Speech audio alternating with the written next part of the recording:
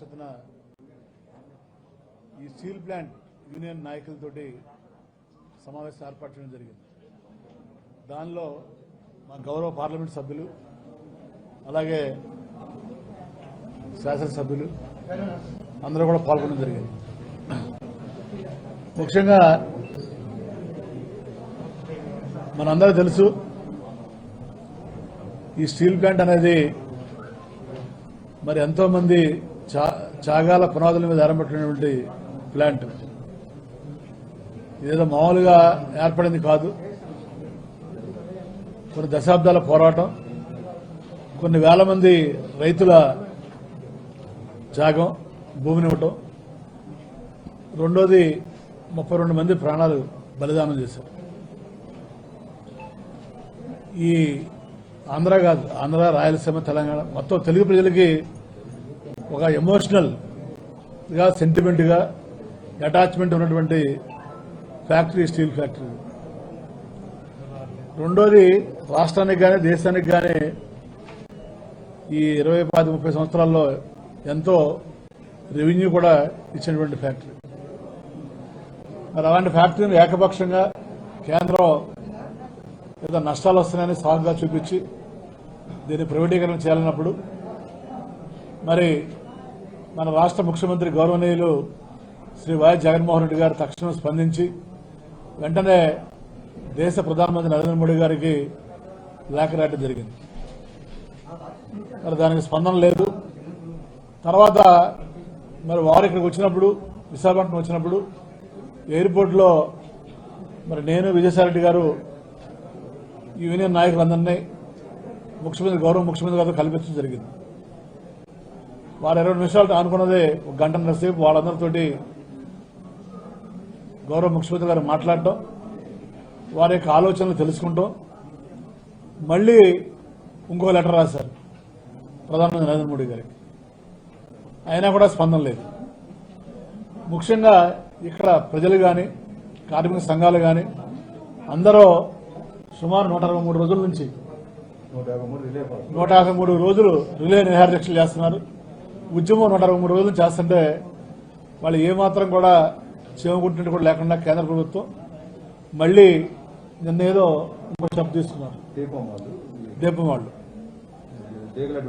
So నేను అనేది ఏంటంటే, ఆనాడు మనం మెడ్రాస్ స్టేట్లో కలుస్తున్నాం, అయిపోయింది, కర్నూలు వచ్చాం.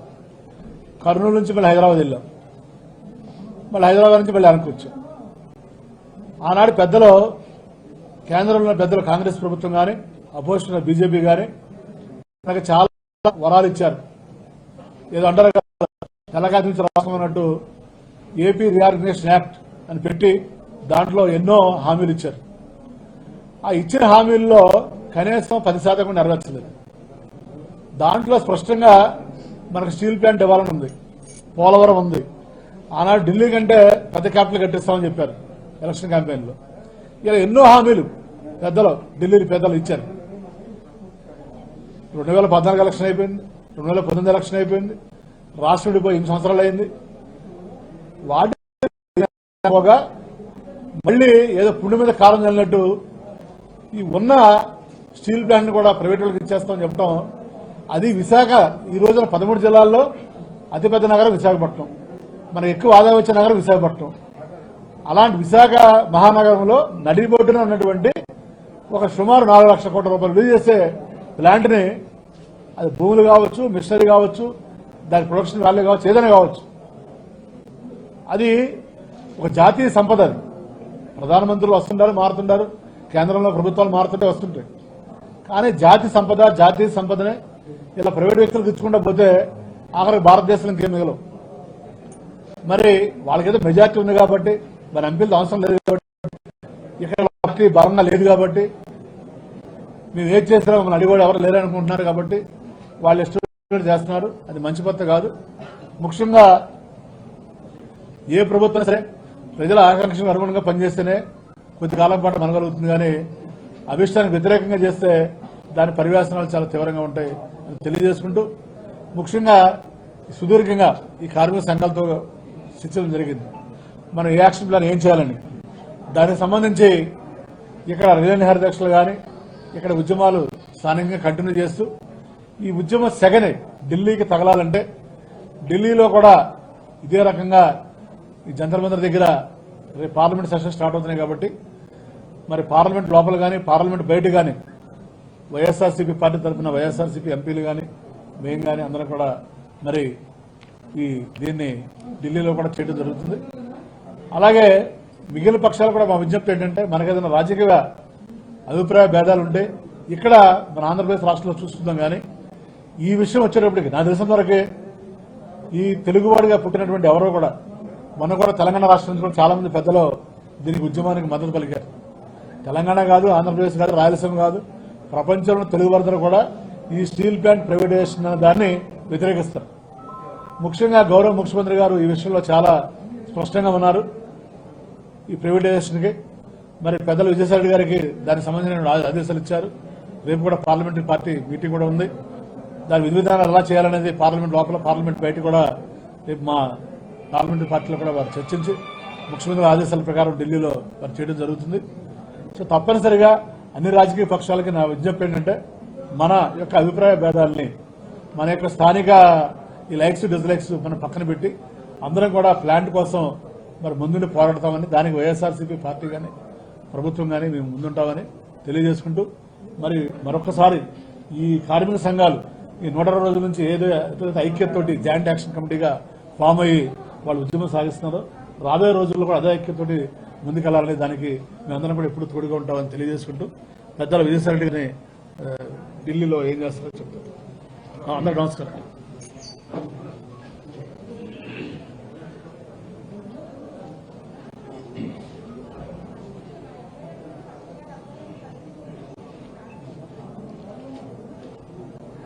నష్టాల్లో ఉన్నటువంటి ప్రభుత్వ రంగ సంస్థలన్నింటినీ కూడా ప్రైవేటీకరణ చేయాలి అన్నటువంటిది కేంద్రంలో ఉన్నటువంటి అధికార బీజేపీ పక్షం యొక్క సిద్ధాంతం.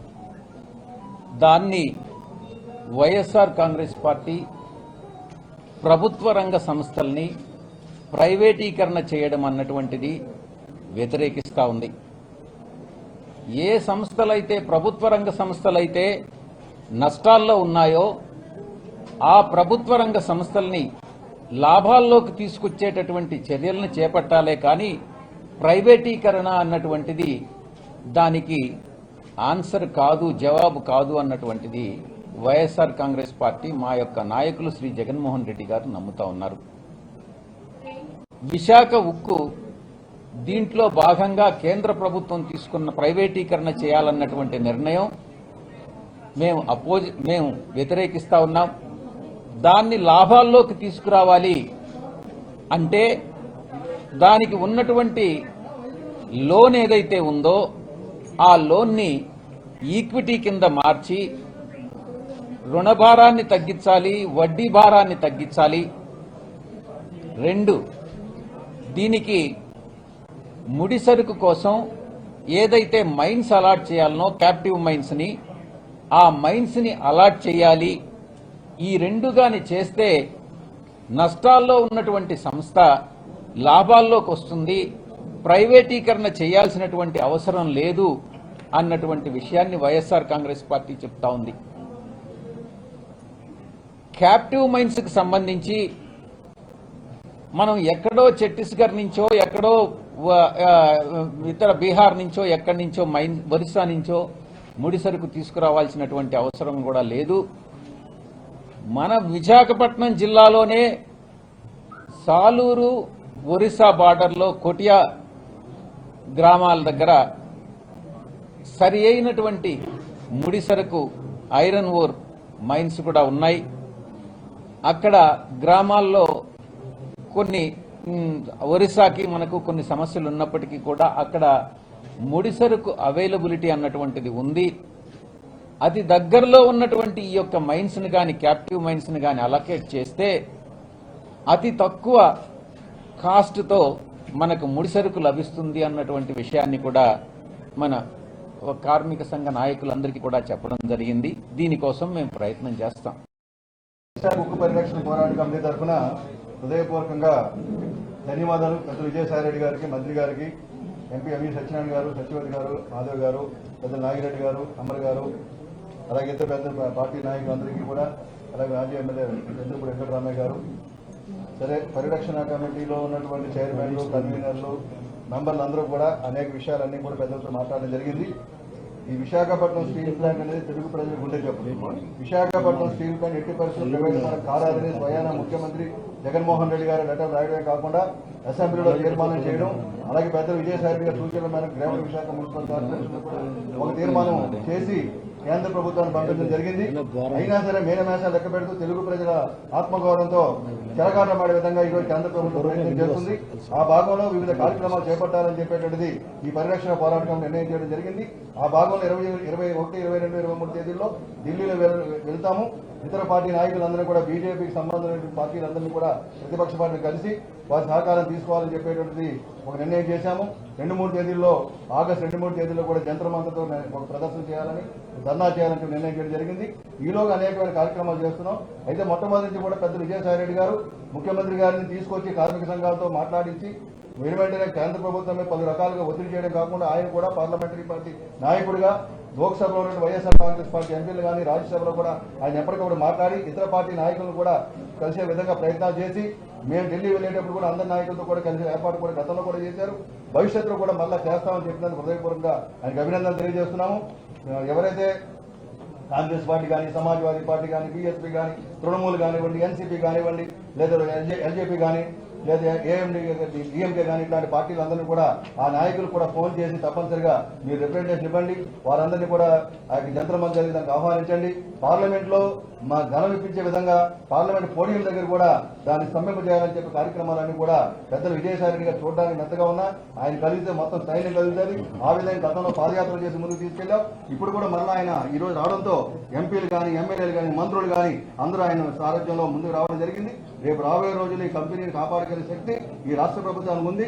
పెద్దలు విజయసాయి రెడ్డి గారు ఏదైతే సూచనలు చేశారో ఆ సూచనలకు అనుగుణంగా ముందుకెళ్తాము. అలాగే ముఖ్యమంత్రి గారికి ప్రత్యేకించి ఎందుకంటే ఈ రాష్ట్రంలో ఏదైనా చేయగలరు. ఈ రోజు ప్రతి ఒక్కరు ఊహించిన విధంగా ఇంటింటికి రేషను, లేకపోతే పెన్షను, లేకపోతే అన్ని వర్గాలకు కూడా ఏ ప్రయోజనాలు వస్తున్నాయో ప్రధానంగా ఎస్సీ, ఎస్టీ, బీసీ వర్గాలకి ఆదుకోవాలని, రాజ్యాంగాన్ని పరిరక్షించాలని, ఆ రాజ్యాంగబద్ధంగా ఏదైతే ప్రభుత్వ రంగ సంస్థల్లో రిజర్వేషన్లు ఉన్నాయో అవన్నీ కొనసాగాలంటే ఖచ్చితంగా ప్రభుత్వ రంగంలో ఉండాలని చెప్పేటువంటిది మొట్టమొదటి నుంచి కూడా జగన్మోహన్ రెడ్డి గారు ఒక సూత్రప్రాయంగా అన్ని అంగీకరించి ఆయన ఆచరణలో కూడా చూపించి లెటర్లు రాసి మరి ఎప్పటికప్పుడు కేంద్ర ప్రభుత్వం మాట్లాడి అందరినీ కూడా కోఆర్డినేట్ చేస్తున్న హృదయపూర్వక ధన్యవాదాలు. ఆయన మనసు చాలా వెన్నది. ఎందువలంటే ఆయనకు ఉన్నటువంటి విషయాలన్నీ ఎప్పటికప్పుడు బహిర్గతం చేసి ఈ ప్రభుత్వ రంగ సంస్థ త్యాగాల పునాదుల మీద విశాఖపట్నం స్టీల్ ప్లాంట్ వచ్చింది, ప్రాణ త్యాగాలు, నిర్వాసితులు వీళ్ళందరూ వాళ్ళు వచ్చింది కాబట్టి ఇటువంటి కంపెనీని ఎట్టి పరిస్థితి ప్రైవేట్ పరం చేయడానికి వీల్లేదు. కరోనా సమయంలో కూడా 18,000 టన్నులు లిక్విడ్ ఆక్సిజన్ ని భారతదేశం అన్ని రాష్ట్రాలు కూడా పంపించిన సంస్థ. ఇటువంటి సంస్థను ఏ విధంగా తీసుకెళ్తారని చెప్పి మాట కూడా జగన్మోహన్ రెడ్డి గారు చెప్పడమే కాకుండా ఆయన ద్వారా జగన్మోహన్ రెడ్డి గారి తాలూకు డైరెక్షన్ తో మరి పెద్ద విజయసాయి రెడ్డి గారు పార్లమెంట్ లో కూడా ఘనం ఇప్పించడమే కాకుండా ఆయన ప్రగతి భారతి ఫౌండేషన్ తో ఒక హాస్పిటల్ పెట్టారు. విశాఖపట్నం స్టీల్ ప్లాంట్ ద్వారా కూడా కోవిడ్ హాస్పిటల్ పెట్టినప్పుడు కూడా ఆ రోజు ఎవరైతే ధర్మేంద్ర ప్రధాన్ ఉన్నారో ఆయనతో మాట్లాడడం జరిగింది. ఈ రోజు మళ్ళా రామచంద్ర ప్రసాద్ సింగ్ అని కల్పిస్తామని చెప్పారు. ఎవరైతే ఆర్థిక మంత్రి నిర్మలా సీతారామన్ వెళ్దామని చెప్పారు. ఇతర పార్టీ అందరితో అవసరం నేను కూడా వస్తాను, మీరందరూ ఢిల్లీ రండి, ఢిల్లీలో మీ అందరూ చూస్తామని చెప్పే మాట ఆయన చెప్పినందుకు హృదయపూర్వకంగా ధన్యవాదాలు. పెద్దలు ఎంవి సత్యనారాయణ గారు, సత్యవతి గారు కూడా వారు కూడా అదే చెప్పారు. తప్పనిసరిగా మా అందరి సహకారం ఉంటుందని చెప్పి చెప్పడం కాకుండా గిరిజన సభ్యులు ఆవిడ కూడా మాధవ్ గారు కూడా చిన్న వయసులో పార్లమెంట్ సభ్యులు జగన్మోహన్ రెడ్డి గారి తాలూకా ఆశీస్సులతో ఎంపీకి కూడా అయ్యారు. మరి ఆమె కూడా సహకరిస్తామని చెప్పారు. అందరూ కూడా మొత్తం రాజకీయాలకు అతీతంగా అందరం కలిపి వెళ్లాలని చెప్పేటువంటి ఒక మంచి నిర్ణయం తీసుకొని ఏదైతే పరిరక్షణ పోరాట కమిటీ ఊహించిన దానికంటే మెరుగైన పద్ధతిలో పోరాట పట్ల ఏ విధంగా చేయాలో ఏ విధంగా సహకారం అందిస్తామని చెప్పే మాట పెద్దలు సాయి రెడ్డి గారు చెప్పినందుకు అందరి తరఫున హృదయపూర్వకంగా ఆయన ధన్యవాదాలు తెలియజేస్తూ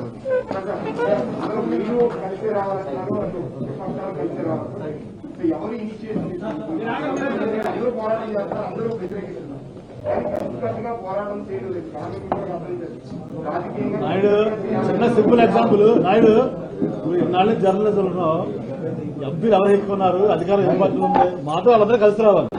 కామన్ సెన్స్ పాడు అన్ని అందరూ తీసుకుంటాం. వాళ్ళు కలిసి